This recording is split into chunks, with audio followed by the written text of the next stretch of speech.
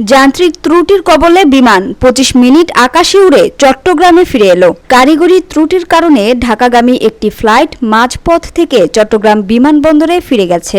বাংলাদেশ বিমানের ফ্লাইটটি দুবাই থেকে চট্টগ্রাম হয়ে ঢাকা আসার কথা ছিল। ল্যান্ডিং গিয়ারে সমস্যা ছিল।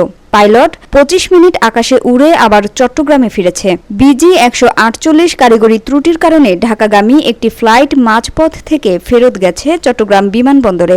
বৃহস্পতিবার সকাল ৭টা ১৫ ফ্লাইট BG-148 চট্টগ্রাম শাহ আমানত আন্তর্জাতিক বিমানবন্দরে ২৮৭ জন যাত্রী নিয়ে অবতরণ করেছিল। ৮টা ৩৭ ঢাকার উদ্দেশ্যে ছেড়ে যায়। এরপর যান্ত্রিক ত্রুটিজনিত কারণে ফ্লাইটটি পুনরায় ফিরে এসে ৮টা ৫৮ বিমানবন্দরে নিরাপদে অবতরণ করে।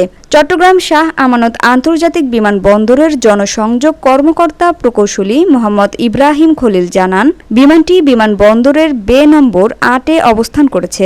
ফ্লাইটের যাত্রীরা নিরাপদে রয়েছেন। Samia Sultana, GBC television.